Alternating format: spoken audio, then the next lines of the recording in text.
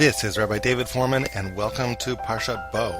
In this week's Parsha, everything changes. In last week's Parsha, the purpose of the plagues had a distinct quality to it. It was a harsh education for Egypt. But the plagues weren't just there to have devastating physical effects upon Egypt. They were also there to teach them something. That there was a one God, a creator, master of all these various different forces in nature. It all came down to one God. The plagues, in short, were for the phrase, V'yad'u Mitzrayim ki ani Hashem, and Egypt shall know that I am God, and vicariously through Egypt the world. All of that changes in this week's Parsha. Look at the phrase that opens this Parsha. God says, I will harden Pharaoh's heart, Laman shiti ototai ela b'kirbo, in order to establish my signs and wonders in his midst. U'laman tsaper ba'aznei bincha u'ben bincha et asher hit'alalti b'Mitzrayim, and so you should be able to tell your children and your grandchildren how I played with Egypt. Vet ototai asher samti bam, and my signs that I put in their midst, vidatem ki ani Hashem, and you shall know that I am God. Gone is the idea that Egypt shall know this. This is that you should know. You should be able to tell your kids how I played with them. There's nothing educational about this anymore, at least not for Egypt. Maybe for the Jews. You should know that I am God. Why did the agenda shift? Why is the Almighty giving up, as it were, upon Plan A, educating Egypt? And the answer seems to be, Pharaoh himself has given up on that. At the end of the seventh plague in last week's Parsha, Pharaoh had finally recognized the truth. For the first time, he had understood Hashem HaTzadik v'ani v'ami harashaim. For the first time, the Almighty was actually the righteous one, and me and my people were wicked. He had understood that his defiance of God was a sin. Chatati apam, he says, I have sinned this time. When Pharaoh changes his mind after that, he's turning his back on the truth. He's turning his back on now what he knows to be true about God, and he just doesn't care. Education is no longer a possibility. So what then will happen now? What is Plan B? The very first verse of this week's Parsha, God says, Ani hichbadati et libo, I have hardened his heart. You go back to last week's video, that phrase, the phrase kaved, that doesn't refer to encouraging anybody anymore. That refers to making them stubborn. For the very first time, God is actually making Pharaoh stubborn. Why would he do that? Why would God interfere with his free will in that kind of way? I want to suggest that the only thing God ever did in last week's Parsha is encourage Pharaoh. When it says here, Ani hichbadati et libo, I shall make him stubborn, I want to argue it's not referring to something supernatural. God is not using his omniscience as a kind of underhanded weapon against Pharaoh's psyche, getting into his mind and changing it. No, what's happening is actually very easy to explain without recourse to the supernatural. Let's listen carefully what happens next, and you'll see. Verse 3. Moshe and Aaron come to Pharaoh. This is the beginning of the eighth plague. And they say, Ko amar Hashem Elokei ha'ivrim, thus says God, the God of the Hebrews, Ad matai me'anta le'anot mipanai. How long will you withhold yourself from being subjugated before me? Moshe and Aaron have never spoken to Pharaoh like this. This kind of language, how long will you withhold yourself? You talk like that to the king of Egypt, the most powerful sovereign of the world. You think Pharaoh's going to give in when you talk like that? That's the whole point. Ani hichbadati et libo. I am going to make him stubborn. And this is how. Plan B is, God is going to play off of Pharaoh's ego. Because it was Pharaoh's ego that's the problem. Why didn't Pharaoh give in after the seventh plague? He realized he was the creature and God was the creator, and a creature needs to follow the dictates of his creator. Pharaoh couldn't handle that. In the Egyptian view, Pharaoh himself was a deity within the pantheon of gods.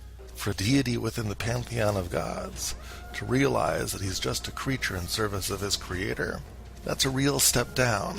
Pharaoh realized it, and what doesn't allow him to continue to hold to it is his sense of self. His sense of self is leading him to deny me, then his sense of self will be his downfall. He's not going to have a chance to give in anymore, because his sense of self is not going to let him. I could use his sense of self, his ego, against him. What if in front of his servants I say things like, how long are you going to withhold yourself from being crushed before me? You can't give in then. And now listen to the next thing Moshe and Aaron say.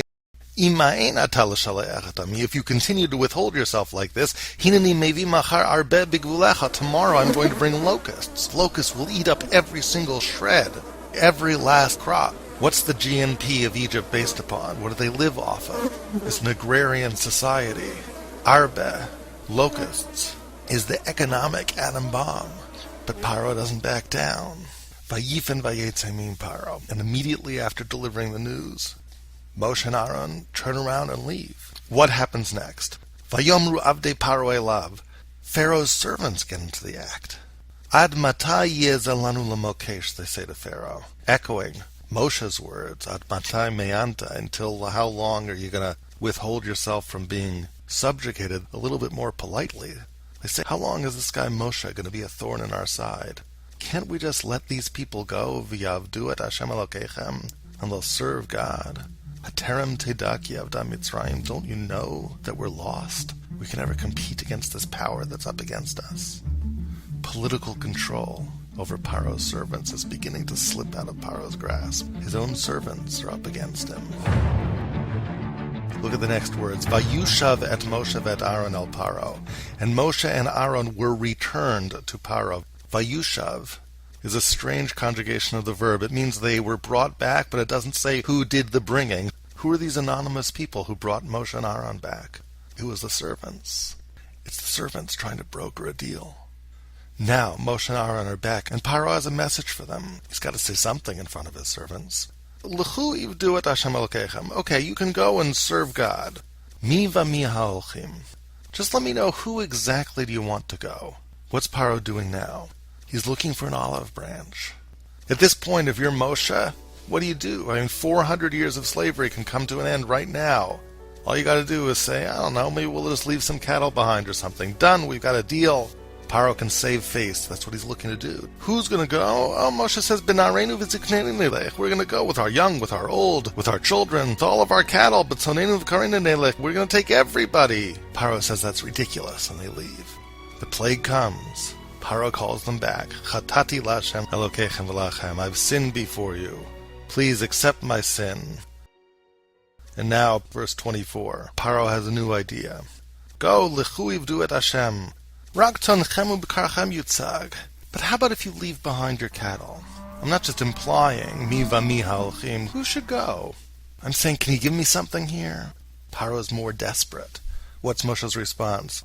I'm so glad you mentioned cattle. Actually, you guys need to give us cattle, Moshe says. Our cattle has to go with us, so we're not leaving a hoof behind. We have to sacrifice for God in the desert. We don't know how to serve God until God tells us when we get there. Moshe's tone deaf on purpose. If you're going to let us go, you're going to have to confront your own ego. Ani hichbadeti el libo.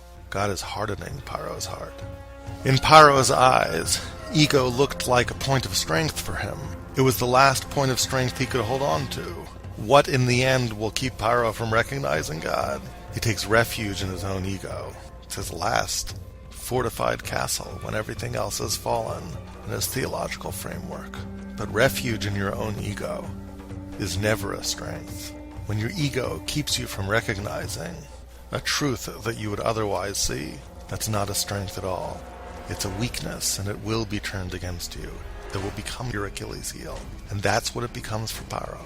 Ultimately, he's destroyed, but he's destroyed through something as simple as his own inability to give in. There's a little space for comments underneath these videos. Please take advantage of that. Leave comments that I or your fellow students can take a look at.